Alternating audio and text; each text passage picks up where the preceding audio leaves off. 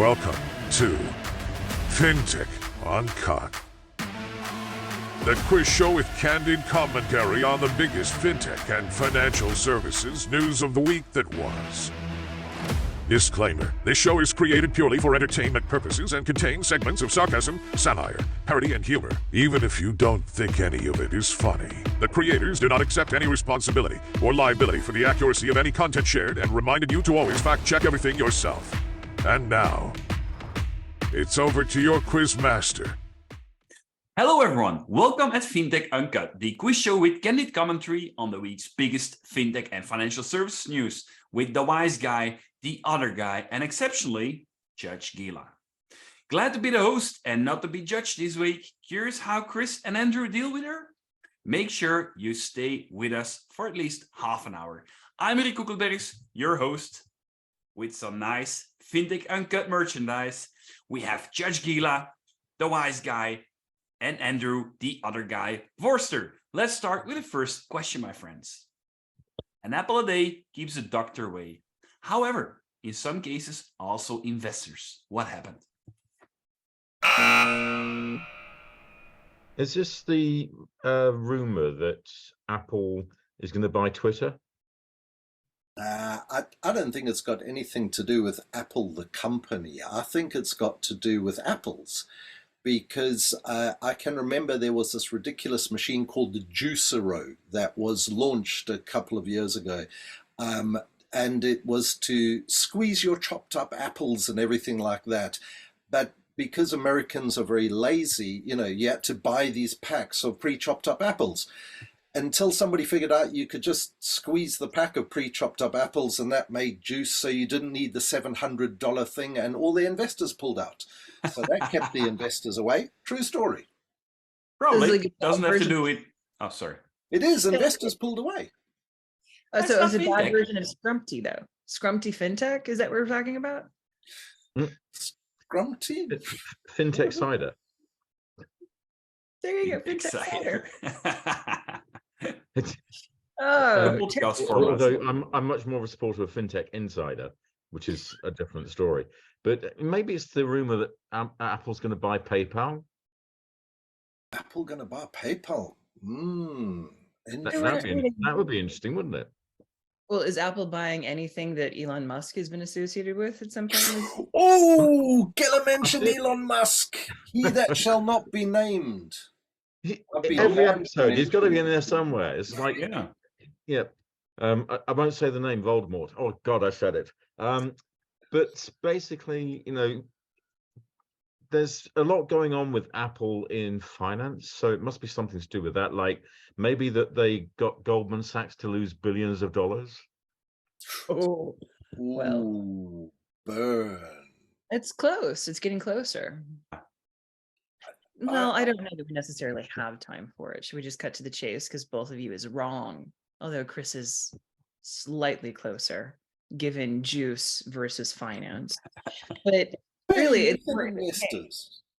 well, no, come on, other guy, bring your A game.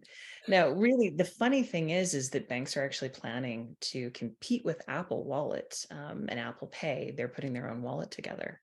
I don't know if you've heard that the institutions behind Zelle, the wallet, they're working on a wallet for consumers to use an online checkout. They're working on their own. So Wells Fargo, Bank of America, JP Morgan, and others like Capital One and PNC Bank are working on a new product that will allow shoppers to pay at the merchant's online checkout with a wallet that will be linked to their debit and their credit cards in competition with Apple.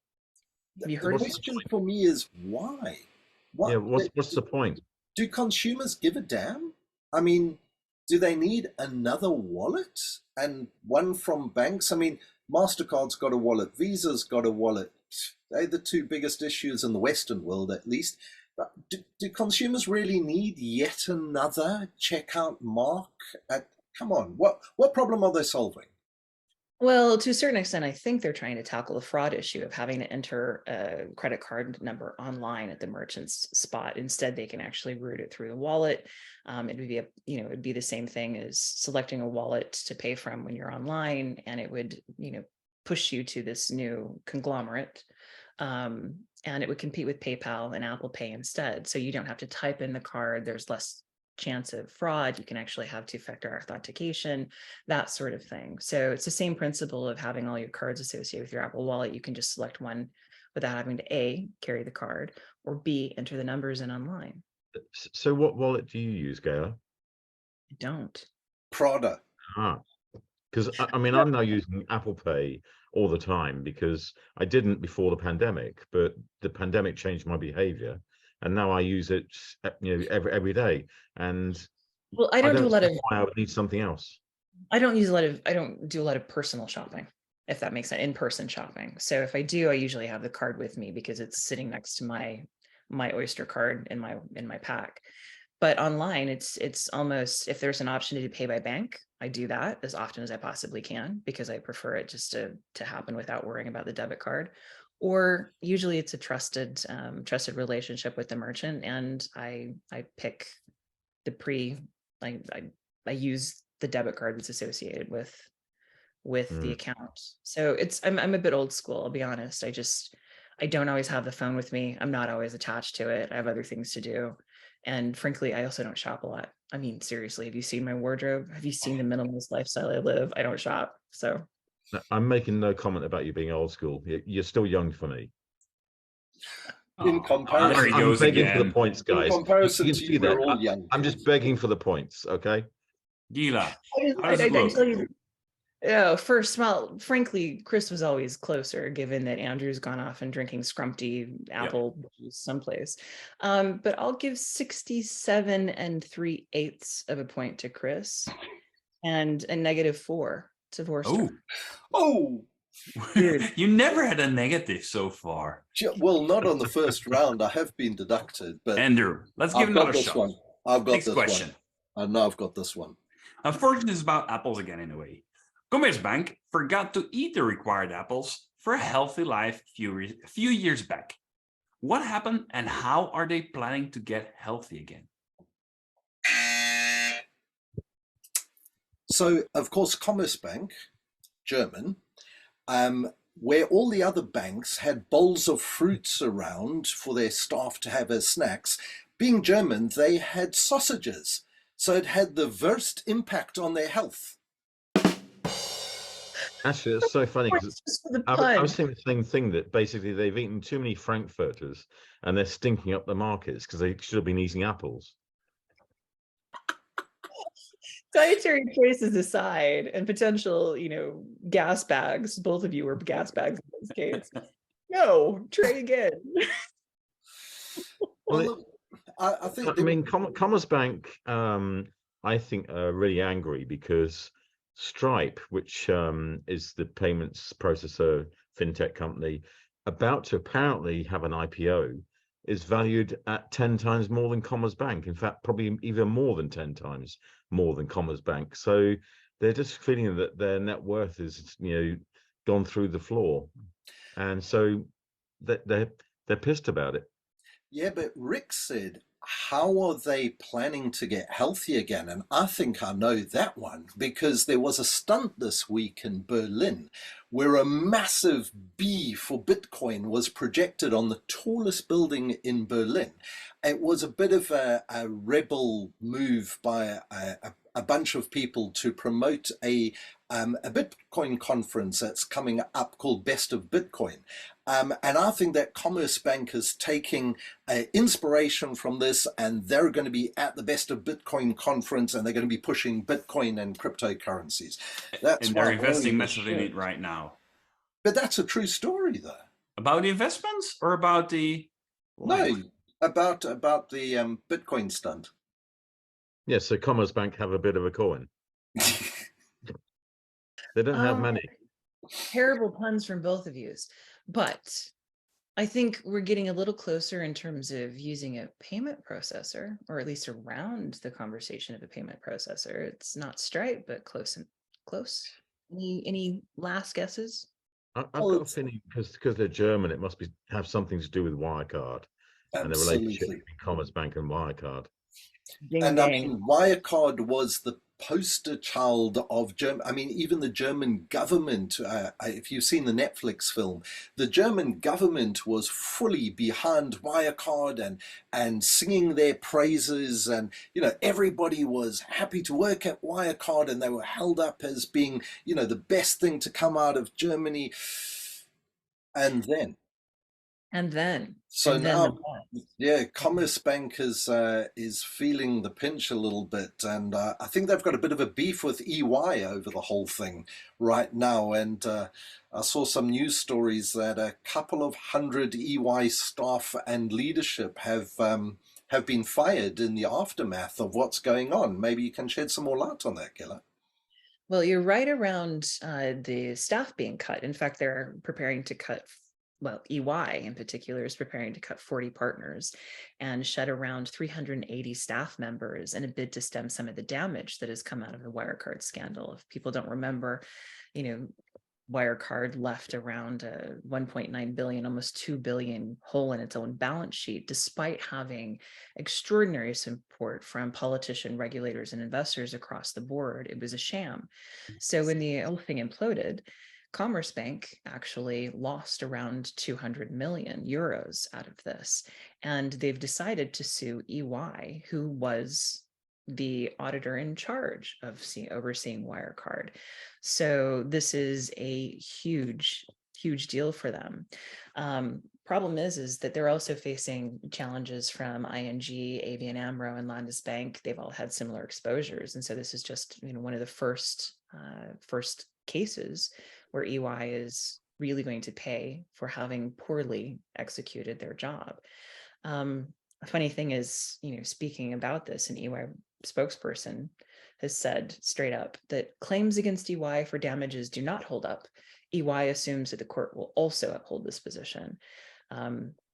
Problem is that EY has lost a number of big mandates for auditing in Germany, including Commerzbank and DWS, in the wake of the scandal, and hence the cutting of their own staff. They're trying to stem the damages, but seems like the Wirecard coming home to roost, that whole metaphor, you know, EY is starting to see some of the backlash. I think what's interesting about this is I followed it for a long time on my blog, but also because Dan McCrum, who is the FT journalist, exposed the whole Wirecard scandal, and actually at one point thought that he was going to be fined 750 million euros or however much for the exposure, because he made all these claims against Wirecard.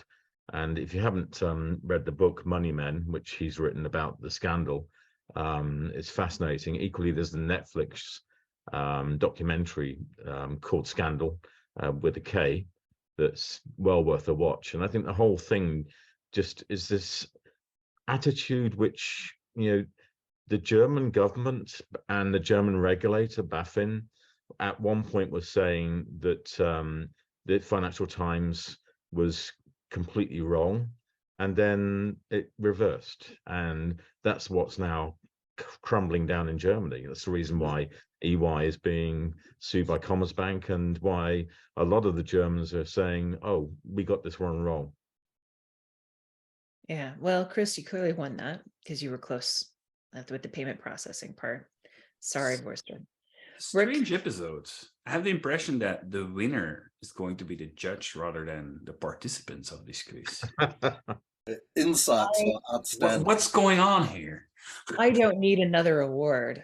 I already know I'm a wiener. Back to the let's move on. Bad puns. Let's move on.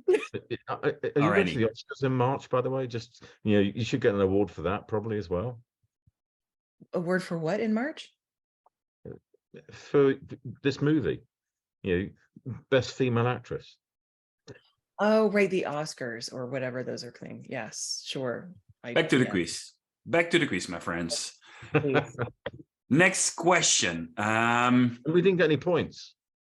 You got many. I'm still mulling it over. Maybe 14 for you. And Andrew, you did have a funny pun at the beginning, so I'll give you 17. Yes. One bit minus, Chris. Don't worry. Yeah. Well, next question. Position. Next question. As the investment climate of fintech is cooling down, celebrities found a new way to influence the financial industry. What's going on?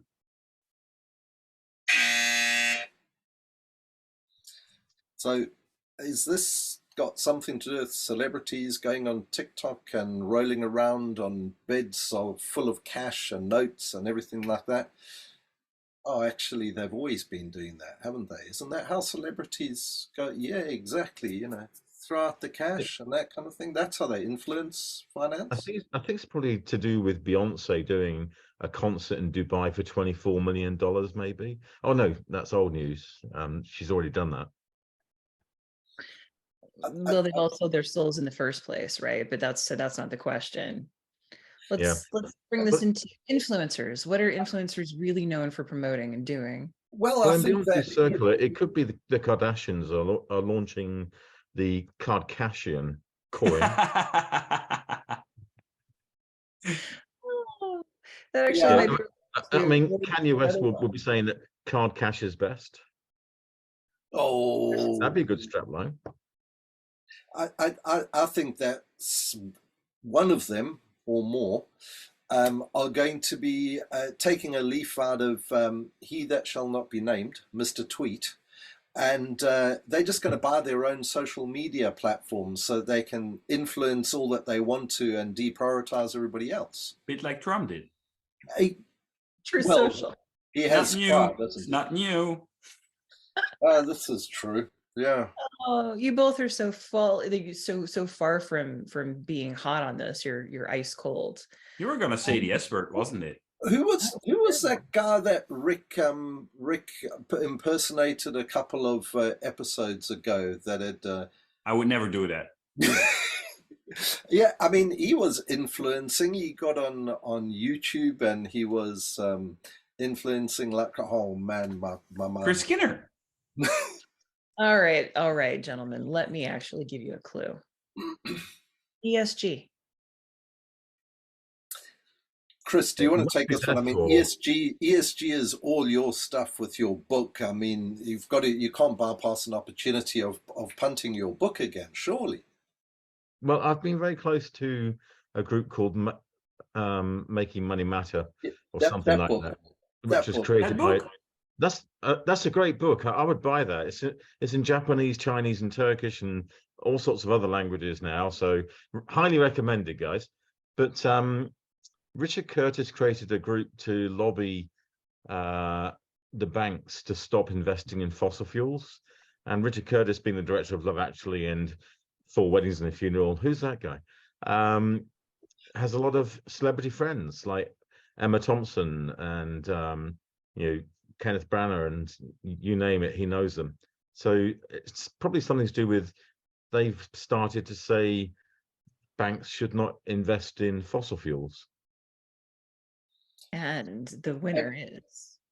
And I think that I think they have a point, not just not investing in fossil fuels, but the whole make my money matter. I mean, we have done for centuries, we entrust our money to a bank, right? And in the past, we've just gone, well, we're giving it to the bank and they're going to give us back some interest or some, which they haven't been doing for the last couple of years. It's happening again. It's happening again. Well, maybe in Belgium, but here in the UK, they still aren't paying any virtually no interest. But anyway, we're entrusting it to them. Whereas now society is going, hang on a minute, it's my money. I want a say in how that money is actually used. And I want to make sure that it's used ethically and sustainably to be able to pay me a return. Otherwise, I'll take it and I'll put it somewhere else it does. And of course, we've got neobanks and fintechs specifically addressing specific niches and different types of banking models now. So I think the consumers have got a lot more power in their ability to influence where a bank is going. And I think this is a really good wake-up call to those people who haven't given that any thought previously, that for now, if these big celebrity names are getting behind it, it'll reach a mass audience. And even if it just gets people to think, actually, where the hell does my bank put its money?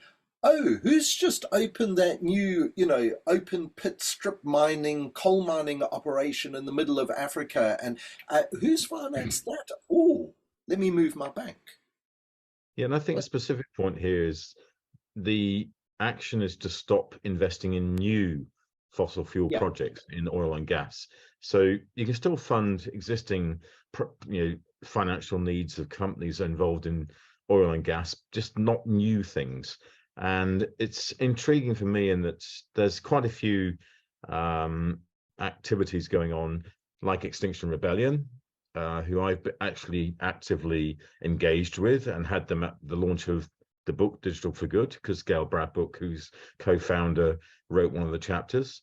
And I find they're actually very reasonable people who are trying to actively change the thinking of banks. And they've done that. HSBC recently has announced they will no longer provide any funding for new fossil fuel projects. And there's a great quote from Emmeline Pankhurst, the suffragette movement of 100 years ago, saying, "We're not lawbreakers, we are lawmakers." And that's what the movement today is living behind. It's saying we want to make the new law that there's no new fossil fuel projects and we look after our planet, which I fully support. So this is a matter of putting pressure on the institutions. And there was a report released in February of last year from a group called Share Action that claims that in 2021, HSBC, Barclays, Santander, NatWest, and Lloyds, between them, provided almost $16 billion, which is around 13 billion pounds, in finance to the 50 largest oil and gas companies that were expanding production. A number of the banks have responded to this around their own actions. And like Chris mentioned, a number of them are continuing to finance those that are in production and are working with their clients who are working towards more sustainable options into reducing the footprint in gas and oil, and are in line with the Paris Agreement and making progress towards that, but there's no new financing. But this is an interesting way of actually calling action. And, celebrities do have an extraordinary platform and audience, and to see some of the comedic geniuses and certainly some of the most incredible dramatic performers as well calling attention to it, it's a good use of their platforms. I'm all for it. If I still didn't think have to ask Kardashian for... would work better. Sorry. I still think Kardashian should be launched. Anyway. But no, Rick, what did you have to say? Because maybe it would seamlessly bring us to the next question if I didn't have to ask you for the points for this round. Well, Chris was right. 3 points, 0 points for Andrew. All right, next question. Could be in favor of Andrew. At the other side of the world, we see a different movement of reducing the power of influencers. What did South Africa take? Why did South Africa take measures against them?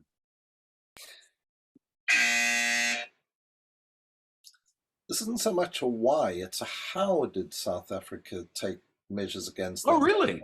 No, I'm just going to give you a little bit of insight into this one as a South African, because it's the how that's much more interesting than the why.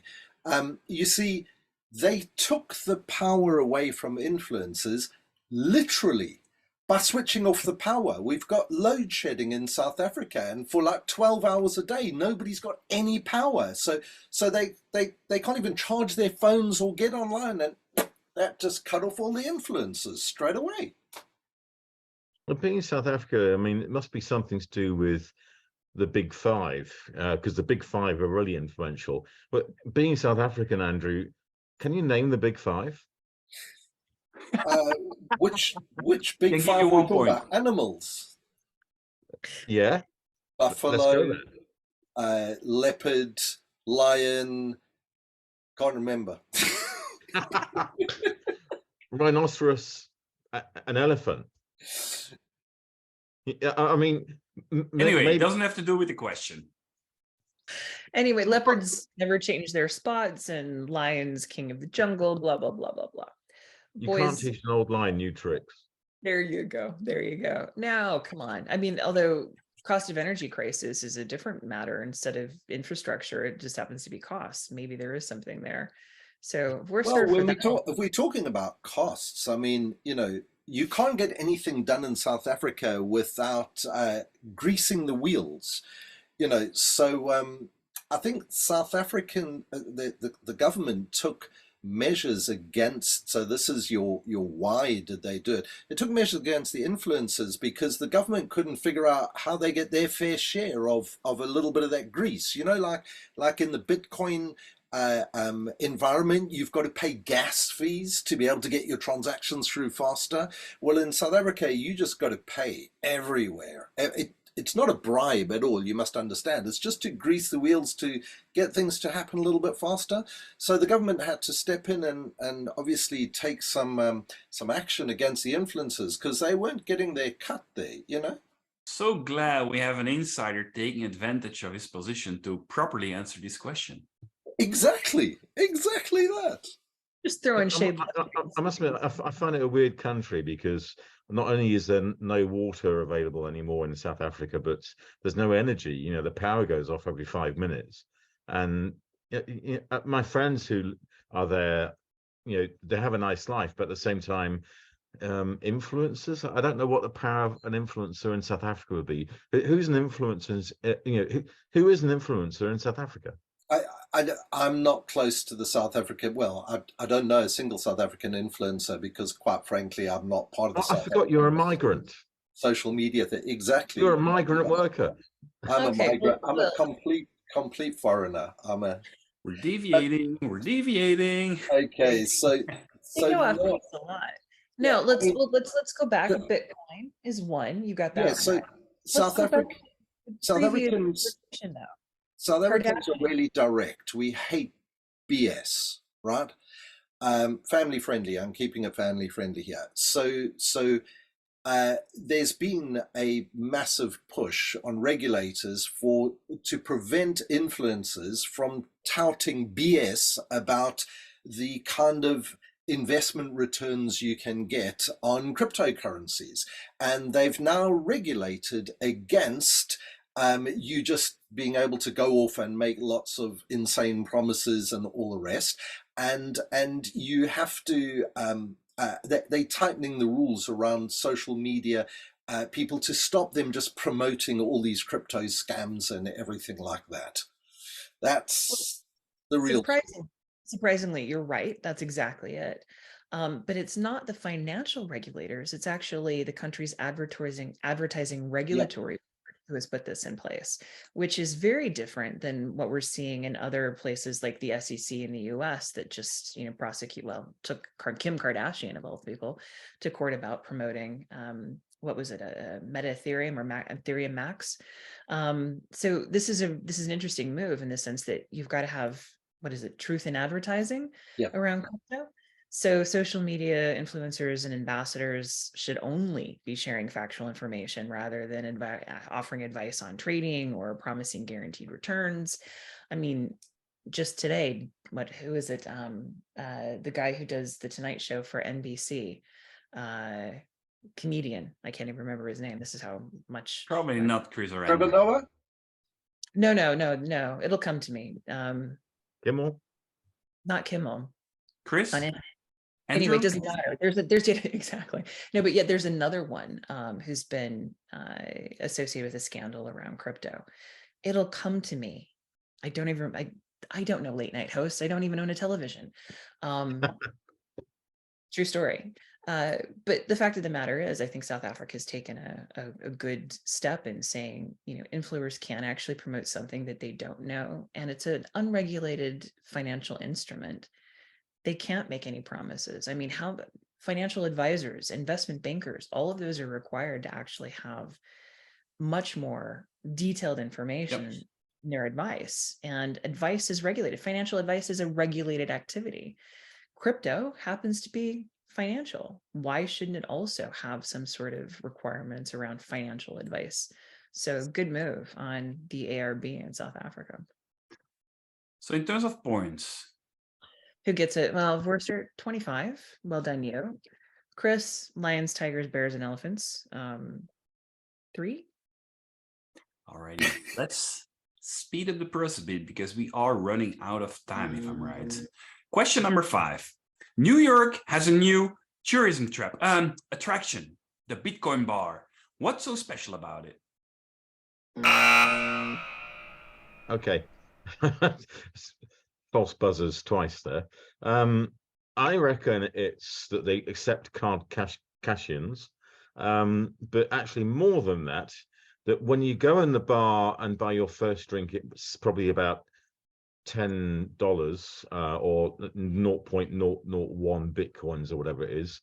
Then the second drink you pay $1,000, and the third drink you pay $3 because it goes up and down all night long, depending on what time of the night you're buying the drink. That pretty much sounds like it's a real lived experience from you, Chris, because I was going to say what's pretty special about it is I'm sure that that's where Chris goes to go and join the other people that have lost big on crypto to go and cry about their crypto losses. So, you know, it becomes a like-minded community. So Chris has obviously visited there a number of times already.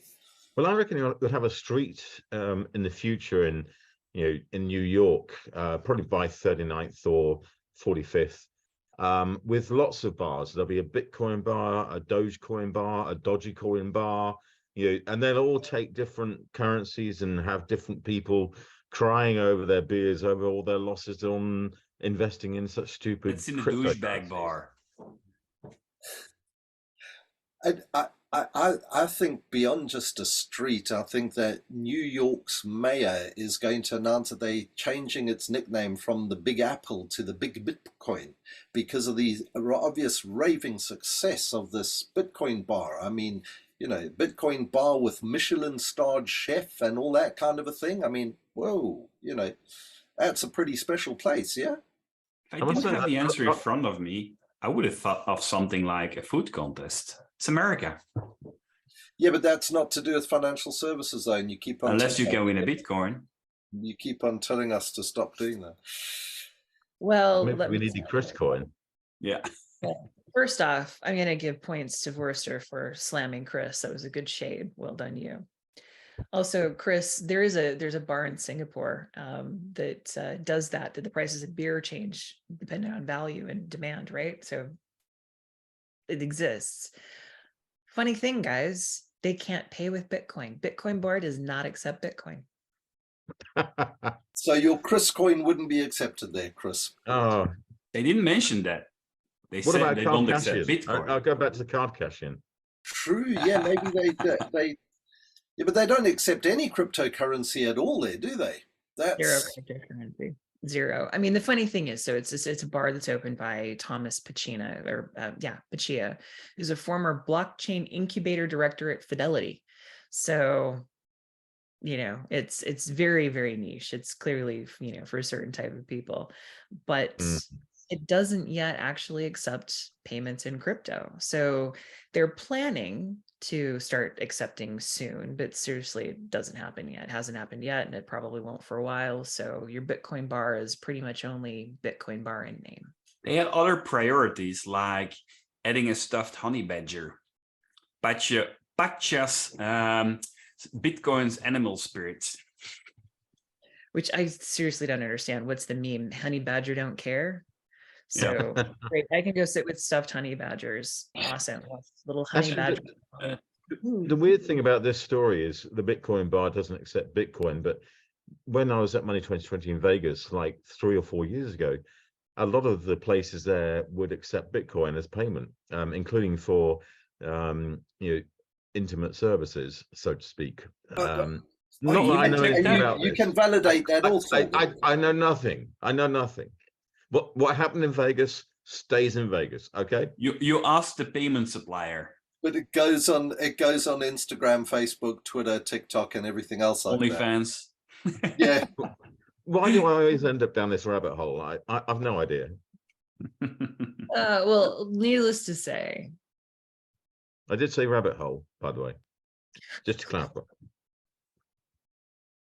Anyway, it's terrible. Both of you were wrong, but that's fine. It doesn't really matter. As long as you know that Bitcoin bar doesn't accept Bitcoin and you're comfortable with artificial experience in a drinking establishment, then, whoop-de-doo. Points. Dollars.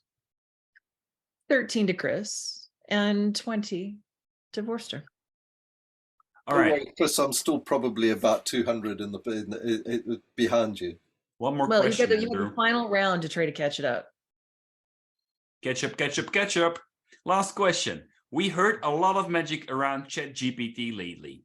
However, the real magic comes from a combination of forces. Tell me why.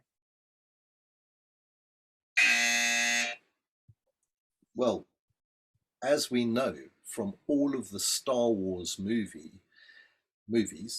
the Force, it sits in the Jedis, which is why Chris is channeling his Jedi Master look there today with his hoodie looking like a Jedi monk. And there we go, and he's even used AI to recreate himself as a Jedi. Look at that. Now we've got two Jedis on the screen as well. So the real magic comes from combining Jedi Chris Force into FU, which is what makes this such a success. There we go. I redeem myself for dinging Chris on the last round. You're wrong. You're wrong, because it's nothing to do with Star Wars. It's the Avengers and the Marvel Universe, because I think this relates to the Infinity Stones, of which there are 6. And if you don't know what they are, then go and watch the movie. But basically, the one that is my favorite is green, because the green Infinity Stone allows me to control time, which means whatever Ghela awards us points, I will go back and change it. What does this have to do with ChatGPT? It has nothing to do with Depends it. who wins. But if I don't win, I'm going back. We're starting the whole show again from the beginning. You probably think- should do that just to clean it up just I a little think bit. the sobering thought, and it's not a funny at all, but the big panic is that ChatGPT is going, because you said, comes from a combination of forces. And I think ChatGPT will be forcing a lot of people out of work. And I think that that's a concern that is shared across a number of industries, as these AI and generative AI gets taken up across loads of different things. I mean, you just look at the creative and art world at the moment, since the explosion of the generative AI in there. And now when you're looking at ChatGPT, everybody in the copywriting world and blog writing and all of this, everybody is now in a bit of a panic, going, is this going to replace my job? Is this going to be? So I think that's, don't know whether it's a real magic or the real mayhem that's coming in from the combination of forces. Well, I've gone to the Bitcoin bar, and basically I'm using ChatGPT to create NFTs that I sell in the bar. It's working really well. Excepting nobody can buy them from you because they don't use Bitcoin. Shit. I forgot about that. Nobody's spotting you any beers. No, I mean, well, for example, there are Stanford students that have passed finals using ChatGPT. There's a lot of questions around AI arguing for the first time in court, using an AI lawyer to do this. But interestingly enough, there's a little video on that's been shared on the Twitter, and it's been shared by Musk's Twitter by Sam Rowe, and it basically isn't Apple buying Twitter anyway. Yes, all of the platforms are merging into the singularity at some point anyway. So Apple, Google, Facebook, and whatever else, Amazon, they're all merging along with the tools, right?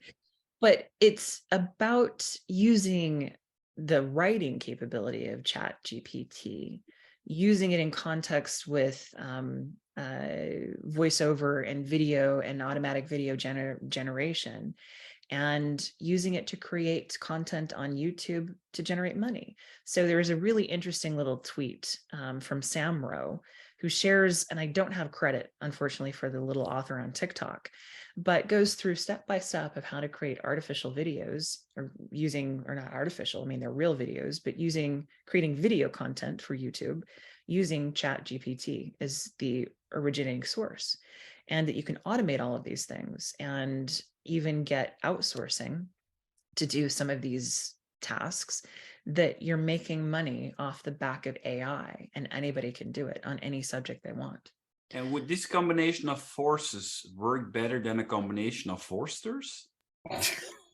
Oh, look at the quizmaster bringing the puns.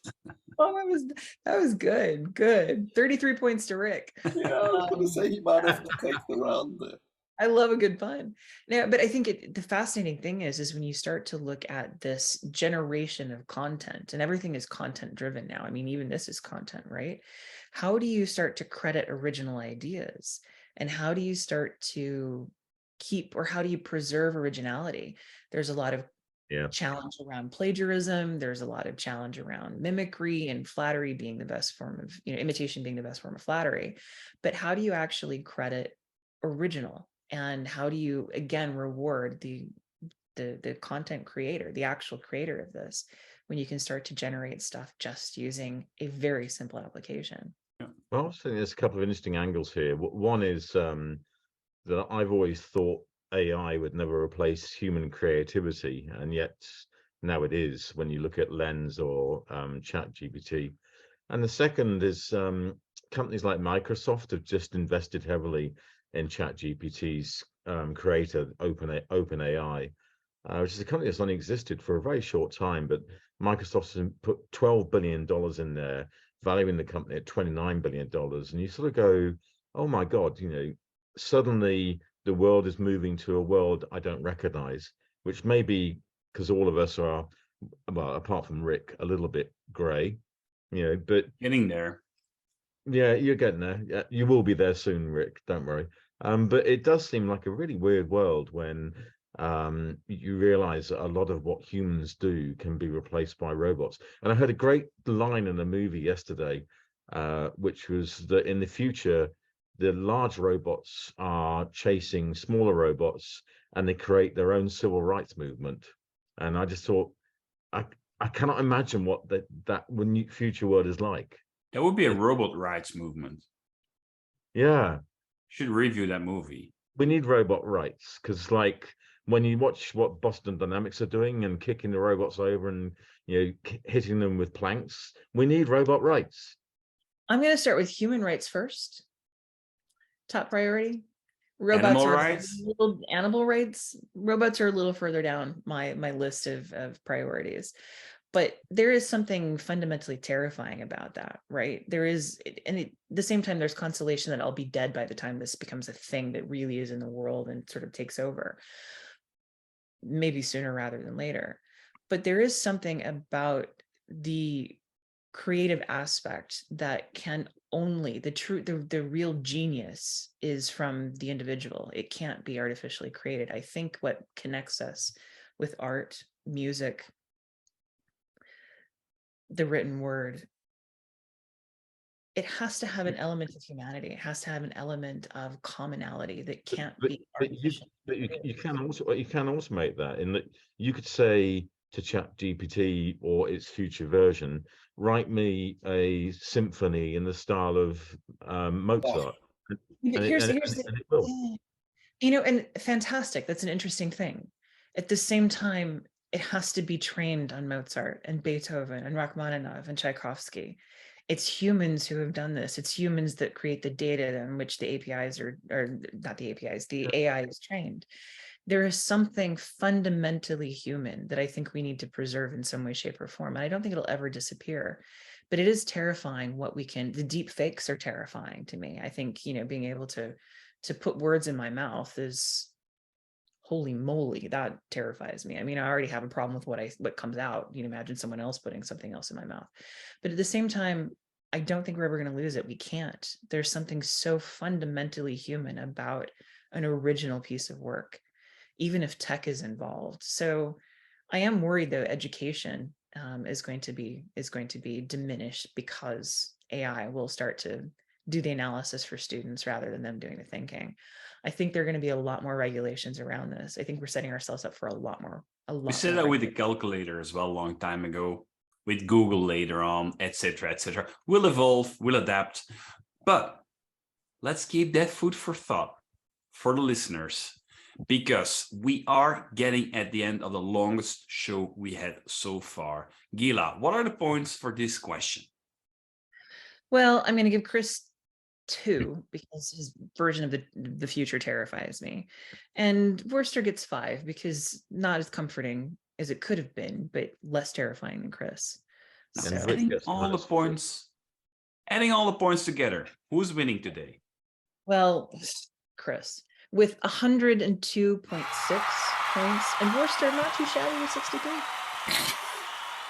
Funny thing is, there's a big difference, but both never scored any better than this episode. Congratulations, guys. Thank you all, everyone, for listening or watching. I cannot wait for more international fintech news coming soon. If you like the show, make sure you register on our website for the newsletter and be the first to know about a new episode. If you're a really big fan, have a look at our merchandise section and buy one of those t-shirts, one of those hoodies, or perhaps a cup of coffee. Don't forget to subscribe on whatever channel you're on. This was the 9th episode of Fintech Uncut. We hope to entertain you, your colleagues, your friends, your connections, your followers, your cats and dogs, and many more very soon again. Bye-bye.